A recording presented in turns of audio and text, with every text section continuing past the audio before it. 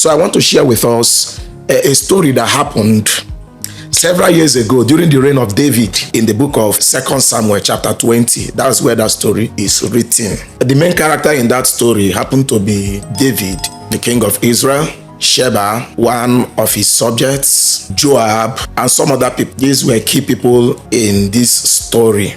Now, it came to a time that a man called Sheba passed a vote of no confidence to the king of Israel, David. And as a result of the vote of no confidence that he passed, the majority of the people, the subject of David, deserted him. They left him. Every man went to his tent. Apart from the people of Judah, were the people that decided to still latch on with David. They still gave David a support. And this was as a result of the vote of no confidence that was passed on him by Sheba.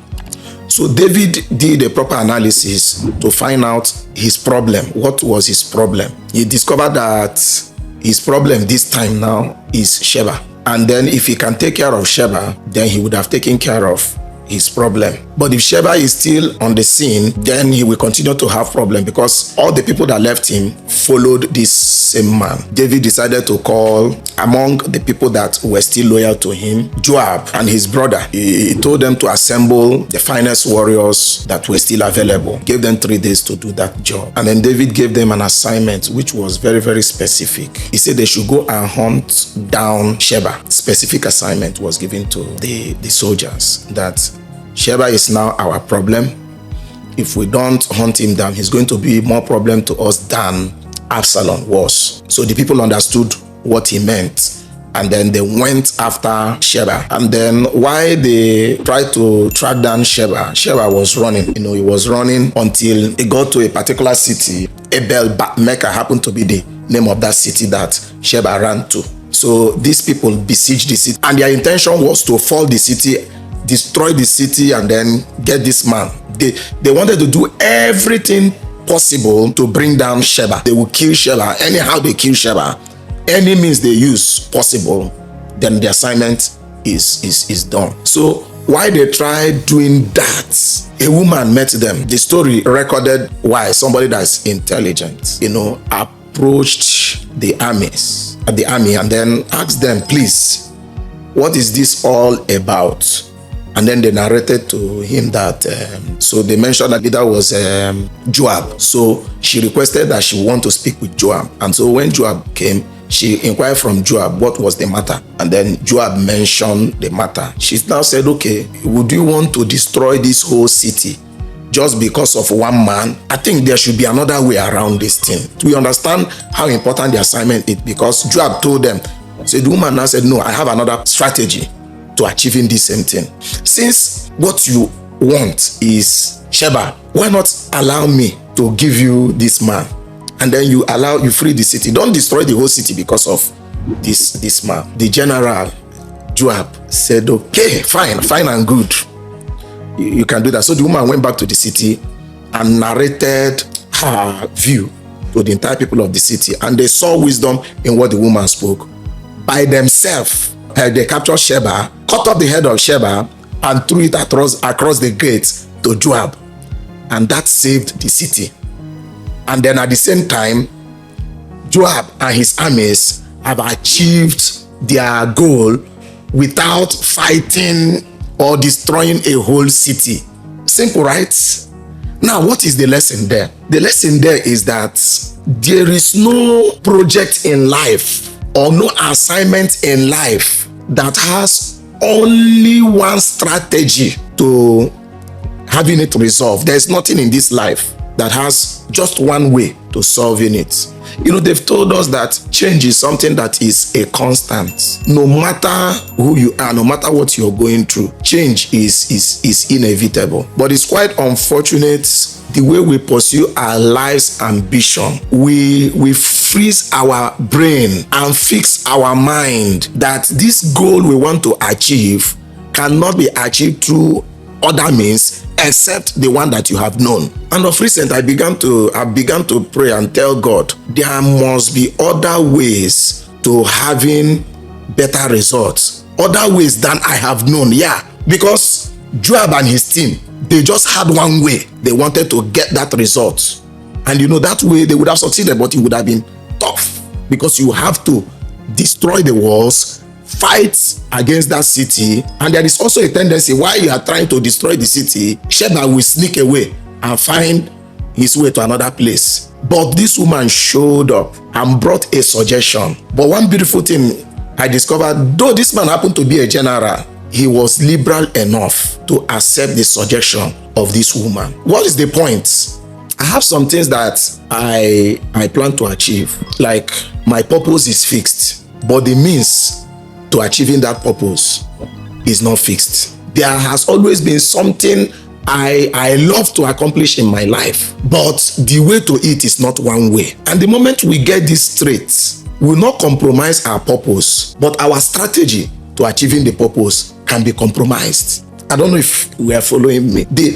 The strategy to achieving it, you can change it at any point in your life. At any point. The moment you are clear about your destination, the routes, you can choose several routes and you will get to that same destination. The moment you are clear about it. If this was true for a military strategy, it should be true for business strategy. It should be true for career strategy. Somebody that wants to become a medical doctor, there are several ways of becoming a medical doctor.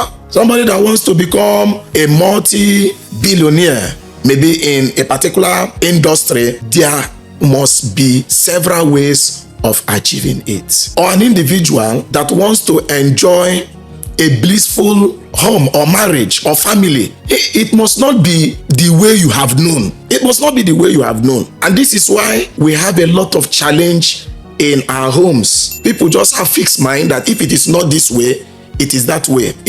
Imagine an individual that is trying to save the family from danger. Now, let's say the woman maybe is fighting with the husband. The essence of the fight is you want to stop the man from doing a particular thing. And then as a result of trying to stop the man, you are now being disobedient to the man. Are you sure you will achieve your purpose? There should be other ways. The goal should be fixed. The purpose should be fixed. But we need to be flexible in our approach to it. You want to run your own business? There are several approaches to them. I remember some years, somebody once said that, in quote unquote, I will use any gender now. He said that he will never work for anybody. That is, he wants to be an entrepreneur, but he never work for anybody. But I can tell you, all the while the person stayed with that ideology, the person was not able to move. A time came that the person had to serve and work under another person. And within the period of time that individual worked under another person, he was able to gain experience, raise some fund, with which he now started his own business. You see, he wanted to be self-sustaining. He wanted to be an entrepreneur, run his own business. But the idea he had about it was that you can just start from scratch, not working under somebody, and then you become... No. There are several ways. You can start as a career individual and end up as a business personnel. You work under somebody today, tomorrow you run your own business. Myself, I worked under several people. But the idea has always been to run your own business. So what I'm trying to say in essence is that there is no strategy that should be fixed. We should be flexible. In fact, living in a world that is changing, In fact, technology, the advancement of technology today is changing the narratives, how things are done. There were years that some people said, in terms of business transaction, we'll never do online transactions some years ago. And the essence was because of security of their fund. That was just it. The idea is the safety of their fund. Must you stay analog in order to save your fund? No, there are other ways to do that. If you come to some organizations, maybe religious organizations, some people don't want to adapt to the changes that we have today. Technology is becoming the order of the day, and you meet more people through technology than you will meet them in physical meetings today, whether you like it or not.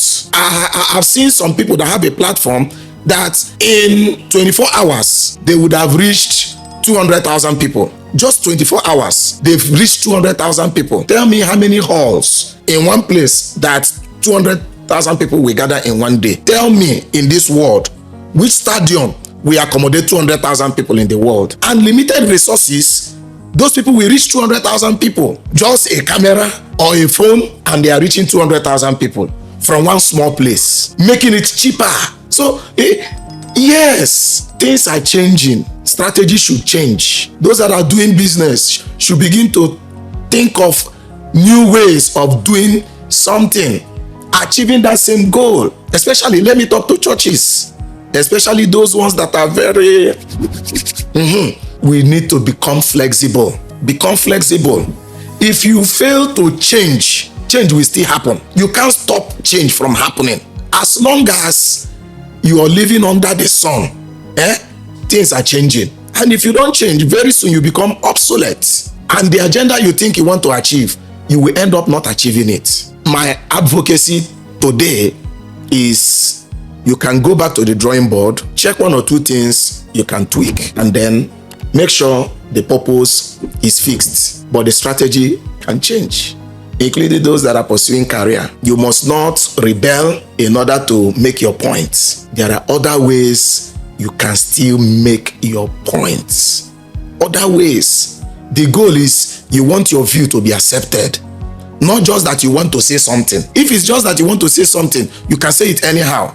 But if it is you want to really have people accept what you are saying, then you should think, which other way can I say this thing? Yes. And this is my submission today. If a general in the army could listen to a woman, an old woman for that matter, you should listen to me and listen to voices of reasoning. Things are changing. Please try and be a bit flexible. Be flexible. It is for your good and for the good of what you think you represent. You want to culture your children to achieve a particular thing. It must not be one way. It must not be one way. If you insist that way, you will break them and then you lose them. At the end of the day, what will you gain if your children decide to rebel from you? Because you have refused to align, you have refused to learn, you have refused to understand the changes that is, already with them. The things that were relevant in the days of my father, today they are no longer relevant. And I can tell you for free, my kids that are growing up today, things that will be relevant in their own days will not be what is relevant today. And of course, there's this thing I've observed. We condemn the things we don't like, not that those things are bad. The moment you discover that you don't flow with a particular thing, you just tag it is bad because you don't like it. The things I love today, I can tell you for free, my grandfather in their days, it is foreign to them. But today it is okay with us because it is the change that came with our own time. The Gen Alpha that we will soon experience, and the Gen Z that we're experiencing now, there are things that appeal to them. And if you want to force them back to your age, it will not happen. We end up losing them. Let's try to change the strategy so that we can accommodate more people, influence more people, help more people, and have a better world. Thank you and God bless you.